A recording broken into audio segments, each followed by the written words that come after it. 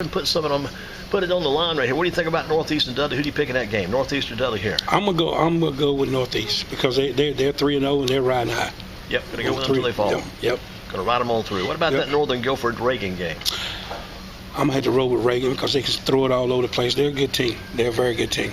So we're speaking about some other games this week coming up. What about Smith at High Point Andrews? Andrews is off to a 3-0 start. They're winning some close games. That Ragsdale game, 8-6, that was the game to win right there. Hey, my former school, I coached that for many years, but I like Smith because they played Country Day last week pretty tough, and I don't really think Andrews has played any really good tough teams. Here's a tough one for you. You got Richmond County and Northwest Guilford. Northwest needs to win in a bad way. Richmond County's got all that tradition behind the Raiders down there in the Rockingham NC. I think their schedule is a little bit tougher than our guys' schedule. They play a little tougher ball.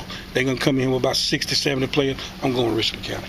I heard yesterday a guy told me about Greensboro College. You just beat Guilford last week. Yeah, I saw that. Game. First time in a long time. Yeah, and Greensboro College only had 47 players total. That's a small unit. Small. And they beat Guilford, right? And beat Guilford. Guilford probably had about 8 at least. Yeah.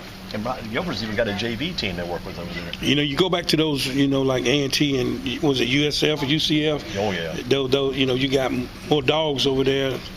And over here you got puppies.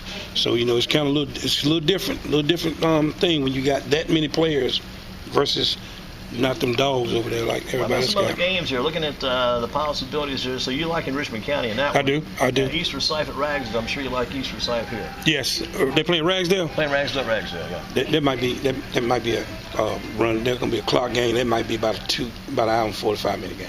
Well, here we go. That one's going to be going quick for you there. What about coming up tomorrow night? We got, here, High Point Central still looking to score a touchdown at Southern Guilford.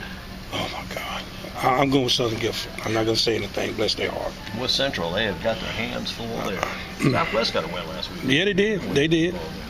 And speaking about that, Southwest Guilford at Glen this week. That's kind of an even matchup. That's kind of an even matchup. That's a toss-up right there, but I'm going to go with Glen. I'm going to go with Glen on that one. Southwest Guilford getting some good quarterback play. A kid named Emmanuel Martin. Just want to drop his name in there so we don't get to mention too many names from Southwest Guilford over the course of time. What about Reynolds at Southeast Guilford? Reynolds 3-0. Haven't really played anybody. That's me talking. And Southeast has played a fairly tough schedule. I'm going to roll with Southeast on that. I like the running game, and Bates he's a technician. Southeast and Reynolds. Some other games for Coach Norris to pick this week. We're looking at Western Guilford at Thomasville. Western Guilford Thomasville used to be, if that game was coming up, that'd be one that Western I'm going with Western Guilford. That running back is going to have a day.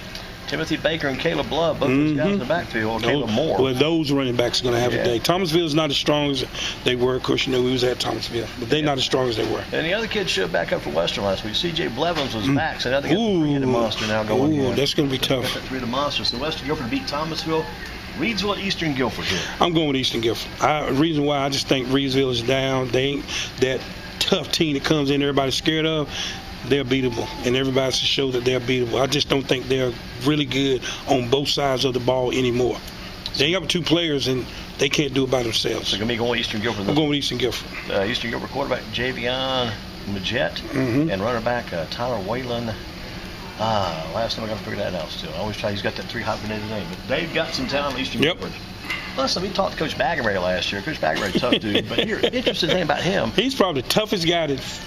I almost said a curse word. Tough talker. The interview, because he's a one-liner and one-word guy, and he ain't gonna give you anything. Here's something interesting. He played at H.C. Reynolds. Yep. His quarterback was Ben Johnson, coach of the Bears. They mentioned that on Monday Night Football. Oh, okay. It was Ben Johnson, coach of the Bears, the offensive guru who came over from Detroit. He was a quarterback at H.C. Reynolds High School. He was a quarterback through the ball to Coach Baggeray back in high school. Interesting combination there. Yeah. And Ben Johnson doing well, but got to do better if you don't stay in the league. Yeah, you want to stay in the league. And as a head coach anyway. Other games coming up this week, we've got, here's one for you might like, College Prep and Leadership Academy at Carver. CPLA at Carver. That's my buddy McQuitty's team. They kind of got a little thumping last week. You don't want to quit on McQuitty, right? No, I'm not going to quit on McQuitty, but I'm going to go with Carver. Go with Carver in that one. Yeah. We got Grimsley and Page both off this week. What are you doing on an off week? You watched those guys back in the day. You saw how they did. They hear how they worked their teams, how they worked their seasons. What are you doing on those off weeks?